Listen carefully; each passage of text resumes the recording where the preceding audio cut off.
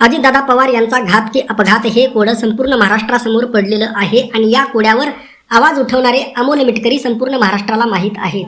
रोहित पवार यांच्यानंतर अमोल मिटकरी यांनी हा प्रश्न सर्वात जास्त लावून धरला होता आणि आता विधान परिषदेची त्यांची आमदारकी संपलेली आहे आणि या पार्श्वभूमीवर त्यांना परत असं वाटत होतं की मी अजित पवार यांचं प्रकरण उचलल्यामुळे मला परत आमदारकी भेटेल. परंतु यामधून काही 2-3 प्रश्न निर्माण होतात.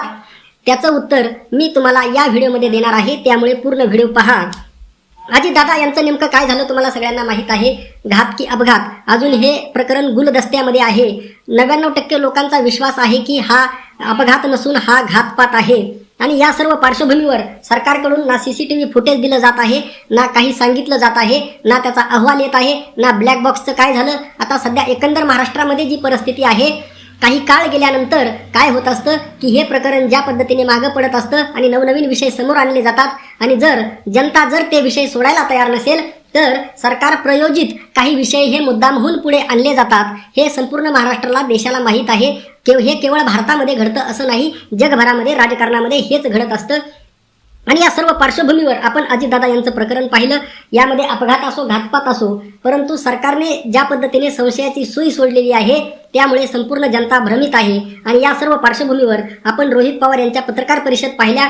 त्यांनी अनेक प्रश्न उपस्थित केले, परंतु त्या संबंधीचे उत्तरं सुद्धा ना तपास यंत्रणांनी दिले ना सरकारने दिले. आणि तेच प्रश्न काही थोड्या बहुत फरकाने अमोल मिटकरी यांनी विचारले. आणि आता अमोल मिटकरी यांची आमदारकी संपलेली आहे आणि आज अमोल मिटकरी यांचं नाव परत येणाऱ्या नवीन आमदारकीमध्ये नाही. त्यामुळे त्यांनी काही प्रश्न पक्षश्रेष्ठींना विचारले आहेत की माझं नेमकं काय चुकलं, किंवा किमान त्यांचं असं म्हणणं आहे की किमान मला विचारात तरी घ्यायला हवं होतं, कारण मी तिथं रनिंग आमदार होतो, माझी जागा रिक्त झालेली आहे. आणि मग तुमच्याकडे जे बळ आहे, विधानसभेचे जे आमदार आहेत, जे मतदान करणार आहेत, पक्षीय बलाबल आहे, त्याद्वारे तुम्हाला जर दुसरा तुम्ही सांगायला पाहिजे होतं की आपल्याला पक्षासाठी आता दुसरा एखाद्याला आमदार बनवणं गरजेचं आहे वगैरे वगैरे.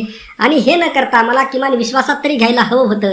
खरं तर त्यांची सुप्त इच्छा होती की मला आमदारकी भेटावी, परंतु यातून 2 प्रश्न निर्माण होतात.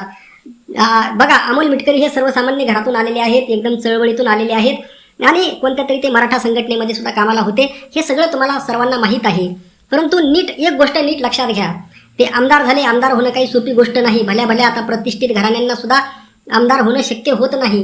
एवढी आमदारकी सध्या अवघड गोष्ट होऊन गेलेली आहे. आणि अमोल मिटकरी 6 वर्ष आमदार राहिले आणि यानंतर आता त्यांना मरेपर्यंत पेन्शन भेटणार आहे. म्हणजे जीवनामध्ये एखादा सर्वसामान्य व्यक्ती जे सर्वोच्च कमवू शकतो त्याच्या जीवनामध्ये ती लेवल त्यांनी गाठलेली आहे. त्यामुळे येथे त्यांनी जास्त हाव धरायला नव्हते पाहिजे. परंतु काय, माणसाचा स्वभाव हा हावरट असतो आणि ती कुठेतरी सुप्त इच्छा हाव त्यांच्या बोलण्यातून दिसत आहे. बघा, म्हणजे तुम्ही अजितदादा पवार यांच्या अपघाताची किंवा घातपाताची चौकशी केवळ यामुळे लावून धरली होती का की तुम्हाला भविष्यात मी हा संघर्ष केल्यामुळे मला आमदारकी भेटेल, यामुळे लावून धरली होती का? हा सुद्धा प्रश्न जनता या निमित्ताने विचारत आहे.